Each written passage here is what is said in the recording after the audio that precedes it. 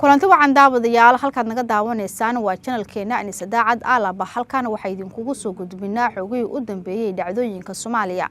intaad muuqaalkan daawanayso waxaan ku soo gudbin doonaa hogaamiyihii sagaalaad Maxamed Cabdullaahi Farmaajo oo ciidamadii ugu badnaageeyay deegaanada maamulka Koonfur Galbeed ee Soomaaliya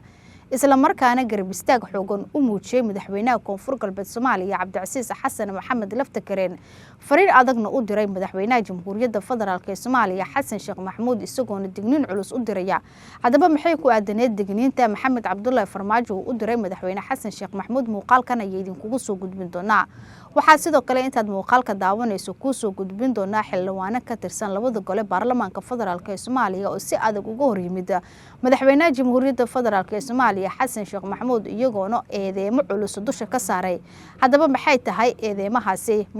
xildhibaanadana tiri inta la eg ayay ka kooban yihiin muuqaalkan ayaad ku daawan doontaan waxaa sidoo kale muuqaalka inta daawanayso ku soo gudbin doonaa ciidamo isku horfadhiya degmada Waajid ee gobolka Boqol kuwaas oo kala taawacsan dowladda federaalka ee Soomaaliya iyo maamulka Koonfur Galbeed ee Soomaaliya wararkii u dambeeyay naga soo gaaraya halkaasi ayaa sidoo kale muuqaalkan idinkugu soo gudbin doonaa haddii ay tahay markii ugu horeysay ku soo gaaro muuqaalkeena fadlan subscribe inoo dhegan waleelkana furo si ku soo gaara muuqaalada kale xiga haddii aad subscribe inoo tahayna muuqaalka inoo share garay like inoo saar si oo gaar asxaab badan waad ku mahadsantahay daawashadaada aynu ku bilaabno ciidamo kala taawacsan maamulka Koonfur Galbeed ee Soomaaliya iyo dowladda federaalka ee Soomaaliya ayaa xilligan waxay isku horfadhiyaan degmada Waajid ee gobolka Boqol iyadoona laga cabsi qabo in halkaasi uu ka qarxo dagaal sababa khasaare isugu jira dhimasho dhaawac sidoo kale barakac dadka degan degmada Waajid gaar ahaan goobaha ka agdhow ciidamada isku horfadhiyaan ayaa xilligan waxa soo food saartay cabsi xoogan oo ku aadan in halkaasi uu dagaal uu ka qarxayo maadaama laba ciidan oo iska soo horjeeda halkaasi ay isku horfadhiyaan dhaqdhaqaaqyo ciidanna halkaasi laga dareemayo dadka deegaanka ayaa waxay cabsidooda ay ku aadan tahay in xil walba la filan karo in halkaasi dagaal uu ka qarxo maadaama ciidamo taawacsan dowladda federaalka ee Soomaaliya sidoo kale ciidamo taawacsan maamulka Koonfur Galbeed ee Soomaaliya ay halkaasi isku horfadhiyaan xiisada ka taagan degmada Waajid ee gobolka Boqol ayaa timid kadib markii diyaarad siday ciidamo ka tirsan dowladda federaalka ee Soomaaliya gaar ahaan kuwa militariga iyo kuwa haram cad ay dowladda federaalka ee Soomaaliya u dirtay degmada Waajid ee gobolka Boqol balse ciidamadii taawacsanaa maamulka Koonfur Galbeed ee Soomaaliya ayaa si adag uga hor yimid isla markaana diiday in gabi ahaanba ciidankaasi ay ka degaan degmada Waajid waxayna kala hortageen rasaas nool iyadoo la sheegay in qaybo kamid ah rasaasta ay ku dhacday diyaaradda waxaana u suurta gashay in diyaaradda ay hawada ay ka soo celiyaan isla markaana ay ku laabatay goobtii ay markii hore ay ka soo dushay wixii intaasi ka dambeeyay xaaladda degmada ayaa waxay noqotay mid cakiran oo ciidamadii halkaas ku sugnaa ayaa waxay noqdeen kuwa kala taawacsan dowladda federaalka ee Soomaaliya iyo sidoo kale kuwa taawacsan maamulka Koonfur Galbeed ee Soomaaliya ciidamada ayaana markaan is horfadhiya waxaana laga cabsi qabaa in halkaasi dagaal uu ka qarxo wixii xoogay ku soo kordho ee la xiriira dhacdadani muuqaaladana xiga ay idinkugu soo gudbin doonaa markana xildhibaano ka tirsan labada gole ee baarlamaanka federaalka ee Soomaaliya kuwaasi oo kamid ahaa xildhibaanadii ansixiyay dastuurka damacsanaa madaxweynaha Jamhuuriyadda Federaalka ee Soomaaliya isla markaana uu saxiixay ayaa markaan si adag uga hor yimid qorshaha dowladda federaalka ee Soomaaliya gaar ahaan madaxweynaha Jamhuuriyadda Federaalka ee Soomaaliya Xasan Sheekh Maxamuud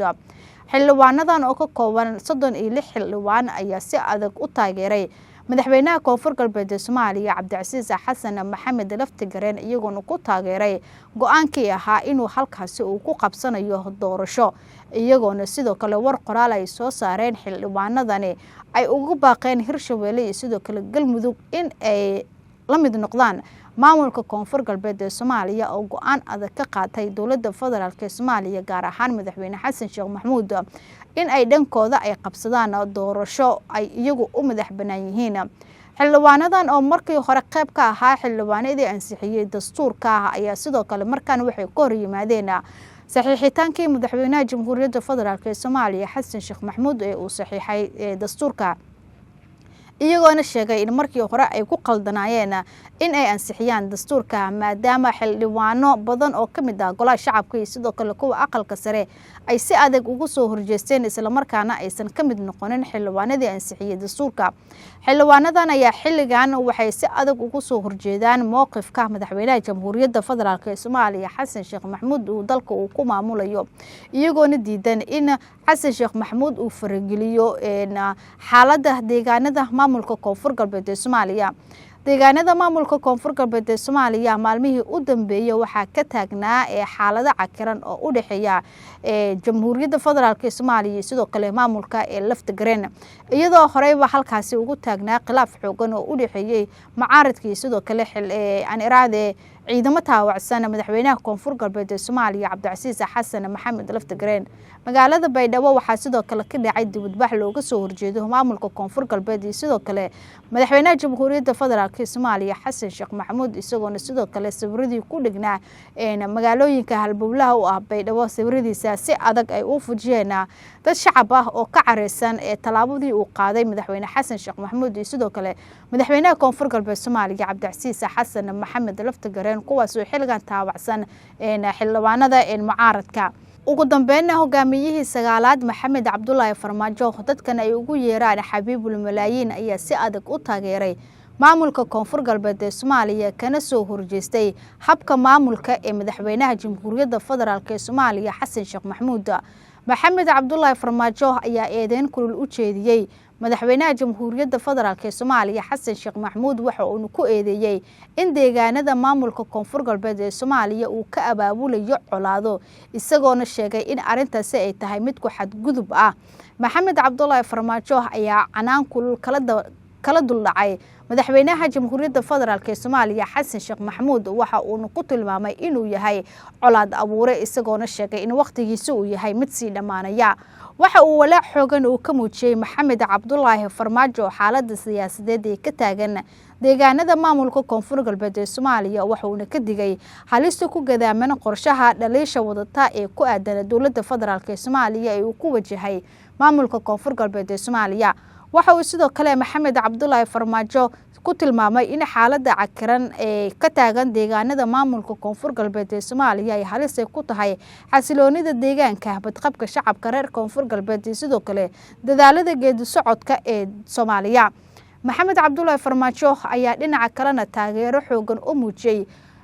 madaxweynaha Koonfur Galbeed Soomaaliya Cabdicasiis Xasan Maxamed Laftagareen, waxa uu ku taageeray doorashadii uu ku dhawaaqay inuu ka qabsanayo magaalada Baydhabo ee xarunta ku meel gaar ku ah maamulka Koonfur Galbeed ee Soomaaliya. Maxamed Cabdullaahi Farmaajo iyo sidoo kale Laftagareen waxaa la og yahay in ay yihiin saaxiibo aad isugu dhow, waxaana la sheegay in xilligii doorashada oo ay ku tartamayeen Farmaajo iyo sidoo kale Xasan Sheekh Maxamuud codadkii ugu badnaa ee ugu shubay Cabdicasiis Xasan Maxamed Laftagareen hogaamiyaha sagaalaad Maxamed Cabdullaahi Farmaajo. inkastoo ay xiriir qoto dheer ay lahaayeen, markaan Maxamed Cabdullaahi Farmaajo waxa uu si buuxda u taageeray maamulka Koonfur Galbeed ee Soomaaliya, isagoona sheegay in Xasan Sheekh Maxamuud uu ku qaaday duulaan qaawan oo aan meelba loo dayanin. waxa uu sidoo kale Maxamed Cabdullaahi Farmaajo ila ka agdhow ay sheegeen in deegaanada maamulka Koonfur Galbeed ee Soomaaliya ay ku sugan yihiin xildhibaanadii ciidankii ugu badnaa ee Maxamed Cabdullaahi Farmaajo, iyadoona sidoo kale wararkay sheegayaan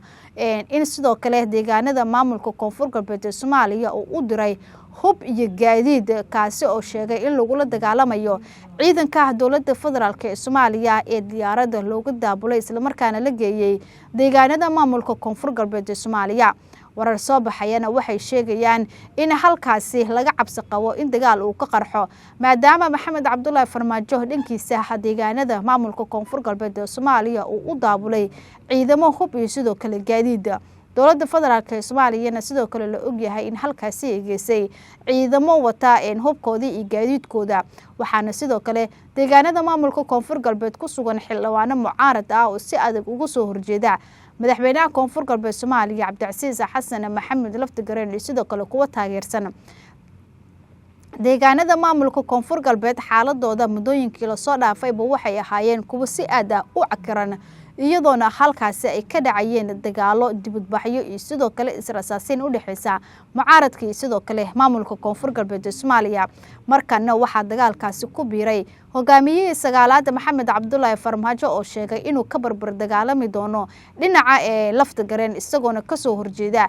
habmaamuuska Xasan Sheekh Maxamuud. waxaana horey la og yahay in Maxamed Cabdullaahi Farmaajo oo si aad ah ugu soo horjeeday madaxweynaha Jamhuuriyadda Federaalka ee Soomaaliya Xasan Sheekh Maxamuud.